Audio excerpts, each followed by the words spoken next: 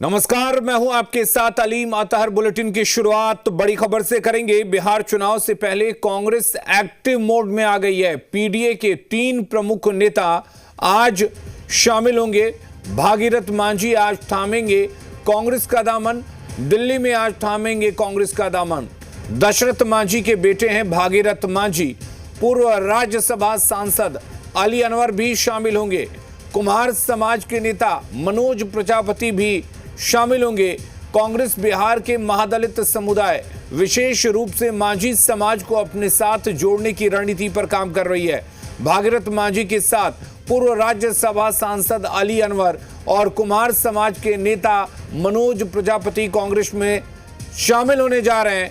ये तीनों नेता महादलित, अल्पसंख्यक और पिछड़े समाज का प्रतिनिधित्व करते हैं। इनके पार्टी में शामिल होने से कांग्रेस ने स्पष्ट संकेत दे दिया है कि साल के अंत में होने वाले बिहार विधानसभा चुनाव को लेकर वो पूरी तरह से गंभीर है और तैयारी में जुटी हुई है। और दिल्ली से हमारे साथ शिवम जुड़े हुए हैं। शिवम, कांग्रेस बिहार को लेकर पूरी तरह से तैयार है। 3 नेता जो हैं वो कांग्रेस का दामन थाम रहे हैं। कितनी बड़ी संजीवनी कांग्रेस के लिए बिहार में ये हो सकती है?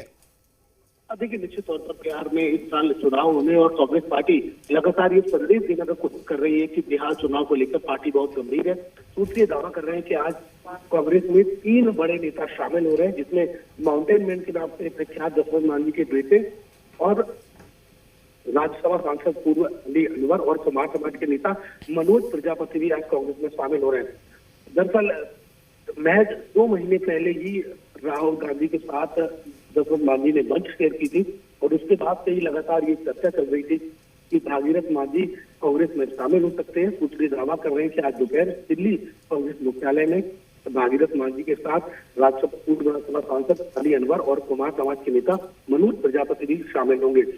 कांग्रेस पार्टी इस बात पर ध्यान केंद्रित कर रही है कि पीडीए, पिछड़ा दलित और अल्पसंख्यक समुदाय को लेकर पार्टी बिहार में एक मैसेज देना चाहती है और उसी कड़ी में इन तीनों नेताओं को शामिल कराया जा रहा है। दिल्ली में बिहार कांग्रेस अध्यक्ष अखिलेश प्रसाद सिंह, प्रभारी मोहन प्रकाश और पवन खेड़ा की मौजूदगी में ये तीनों नेता पार्टी में शामिल होंगे। बिल्कुल शिवम, जिस तरह से दलित समाज, पिछड़ा समाज और अल्पसंख्यक समाज, ये तीनों समाज बिहार में एक बड़ा वोट बैंक है और इन तीनों समाज के बड़े नेताओं को कांग्रेस ने अपने अंदर शामिल कराने का जो प्लान तैयार किया है, या आज ये तीनों नेता कांग्रेस का दामन थामने जा रहे हैं, तो एक बात तो तय है कि कांग्रेस इस बार बिहार में बैकफुट पर नहीं बल्कि फ्रंट फुट पर आकर खेलने के मूड में है।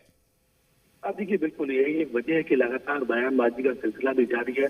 बिहार कांग्रेस के कई नेता इस तरीके की बात पहले भी करते रहे कि इस बार वो सीट शेयरिंग में भी जो है, चाहे वो बीजेपी के साथ चुनाव लड़ना हो या तो अन्य गठबंधन के दल है, उनके साथ भी सीट शेयरिंग को लेकर भी काफी गंभीर है और पहले से ज्यादा सीटों पर चुनाव लड़ने को लेकर ध्यान केंद्रित कर रही है। 2 हफ्ते पहले ही राहुल गांधी ने संविधान सुरक्षा सम्मेलन भी किया था और उस दौरान पार्टी की जो पूरी लीडरशिप है वो एक साथ एकजुट नजर आई थी।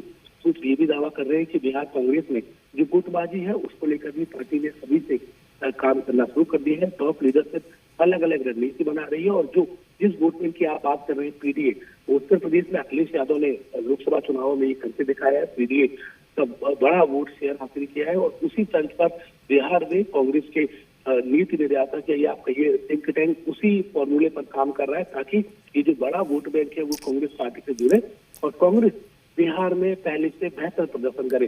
अब बीते विधानसभा चुनाव की बात करें तो आरजेडी को अच्छी सीटें हासिल हुई थी, लेकिन कांग्रेस का फ्लॉप शो बिहार में जारी रहा था। लोकसभा चुनाव में भी कांग्रेस पार्टी को कोई विशेष सफलता हासिल नहीं हुई थी। यही एक वजह है कि पार्टी का थिंक टैंक, पार्टी के जो बिहार कांग्रेस को देखते हैं जो लोग, वो अभी से इस रणनीति में जुट गए हैं। कोशिश ये है कि बीजेपी और जेडीयू से जो नेता नाराज है या जो नेता वो अपने आप को उतना आराम नहीं पाते, उन नेताओं को कांग्रेस में शामिल कराया जाए ताकि न सिर्फ पार्टी को बल्कि कार्यकर्ताओं को भी ये सीधा संदेश जाए कि पार्टी इन चुनावों को लेकर बेहद गंभीर है और इस बार कांग्रेस बिहार में पुरानी गलतियों को नहीं दोहराएगी। ठीक है, चलिए शिवम, बहुत शुक्रिया आपका तमाम जानकारी देने के लिए।